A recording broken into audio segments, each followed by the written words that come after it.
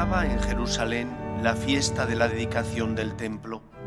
Era invierno y Jesús se paseaba en el templo por el pórtico de Salomón.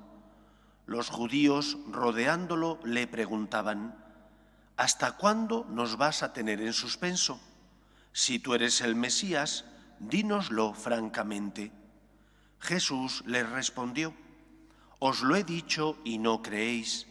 Las obras que yo hago en nombre de mi Padre, esas dan testimonio de mí, pero vosotros no creéis, porque no sois de mis ovejas. Mis ovejas escuchan mi voz, y yo las conozco, y ellas me siguen, y yo les doy la vida eterna. No perecerán para siempre, y nadie las arrebatará de mi mano. Lo que mi Padre me ha dado es más que todas las cosas, y nadie puede arrebatar nada de la mano de mi Padre. Yo y el Padre somos uno. Palabra del Señor. Gloria a ti, Señor Jesús.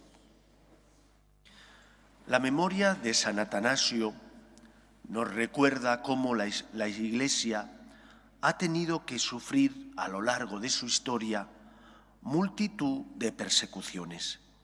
A veces persecuciones que vienen de fuera y en otras ocasiones, las más dolorosas, persecuciones que vienen de dentro. Las que vienen de fuera se ven claramente. Las que vienen de dentro muchas veces no se perciben, pero son tan o más dañinas que las exteriores. En el año 313, los emperadores Constantino y Licinio dictan el Edicto de Milán. A partir de aquella época, la Iglesia deja de ser perseguida. Hasta ese momento, no siempre y no en todos los lugares, pero con frecuencia había persecuciones. Todos recordamos persecuciones de Vespasiano y tantas otras, donde millones, o al menos miles de cristianos, entregaron su vida por ser fieles a Dios en el Coliseo romano y en otros lugares del Imperio romano. Pero a partir de esa fecha, gracias a este edicto, el edicto de la tolerancia, la Iglesia es tolerada, es permitida. A raíz de aquello, la Iglesia se va extendiendo por todo el Imperio romano. Será después Teodosio, con el edicto Quuntos Populos, cuando haga oficial como religión del imperio el cristianismo. Pero hasta esa fecha, el cristianismo es tolerado. La persecución que sufre San Atanasio no viene de fuera, viene de dentro de la Iglesia, promovida por las herejías, los postulados heréticos de otro eclesiástico, Arrio, que sostenía que la segunda persona de la Santísima Trinidad no se encarna verdaderamente.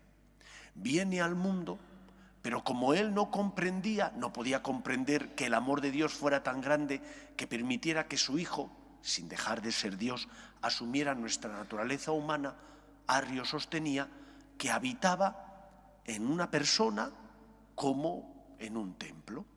La segunda persona de la Santísima Trinidad sería verdadero Dios, pero no verdadero hombre, porque tuvo apariencia humana, pero no lo era. Habitaba en la humanidad de una buena persona que fue adoptada. Vivía como en un templo, decía él.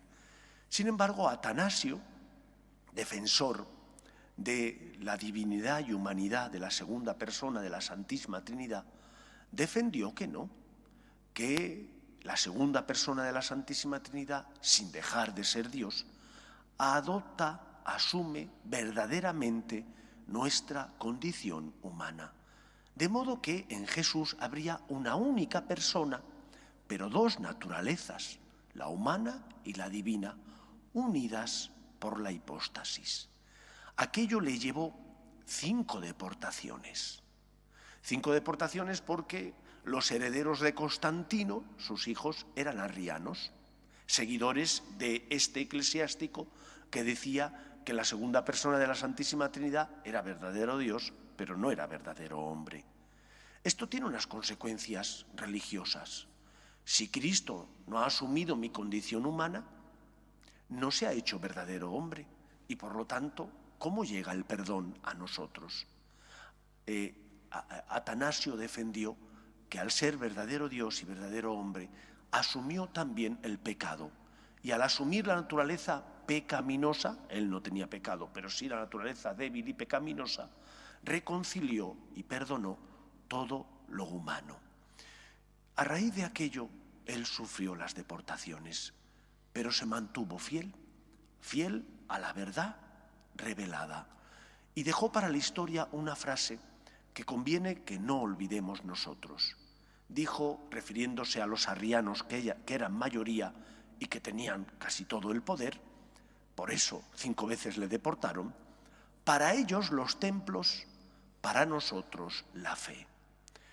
Es decir, si para mí lo importante es la fe en Dios, como dirá San Pablo, todo lo estimo pérdida con tal de estar con Cristo. ¿Que me quitan las iglesias? Yo tengo la fe verdadera, que es lo importante. Yo tengo la celebración verdadera, que es la Eucaristía, que es lo importante. Que se queden con el dinero, con los templos. Lo importante es mi fe, que es la que me salva. El dinero y los templos no nos vamos a llevar. Sí nos llevaremos la fe y por lo tanto la esperanza en el perdón de los pecados y en la salvación y en la resurrección de los muertos. En la etapa que nos ha tocado vivir, también corremos el riesgo de no darnos cuenta de los enemigos que nos atacan desde dentro. Desde fuera los conocemos, se ven claramente, pero ¿y desde dentro? Desde dentro también lo hay. La secularización y el relativismo hacen mella en nuestra iglesia y escuchas predicaciones, escuchas también manifestaciones por parte de eclesiásticos e incluso de obispos y de cardenales que van en contra de la doctrina de la Iglesia. Cuando hablan, por ejemplo, diciendo que la Iglesia tiene que adaptarse al mundo, aceptando la nueva vivencia de la sexualidad. No solo las relaciones prematrimoniales, no solo también las medidas anticonceptivas no naturales, no solo el cambio de visión también hacia la homosexualidad, diciendo que bueno, es una opción más y que por lo tanto la Iglesia tiene que adaptarse a ello, sino también a toda esta nueva cultura, la cultura woke, ¿no?, que le llaman. Y nosotros tenemos que ser fieles a Dios, defendiendo la verdad natural y revelada. Y como decía San Atanasio, para ellos los templos, para nosotros la fe. La fe es la que nos salva. Los templos son necesarios, pero no son lo fundamental. ¿De qué nos sirve tener templos si la Iglesia se ha vuelto sosa? Si ya no ilumina porque no es luz del mundo, porque no es fiel a la verdad, porque no llena el corazón de la persona de esperanza, porque no predica la verdad que nos salva. Para vosotros los templos, para nosotros la fe. Seamos fieles, por tanto, a Cristo, llevando la luz de la verdad, que es la que llena el corazón de esperanza de los hombres, llevando la verdad de Cristo, que es el camino que nos lleva a la vida. Para vosotros los templos, para nosotros la fe. Que sea así en nuestra vida, imitando a San Atanasio. Nos ponemos en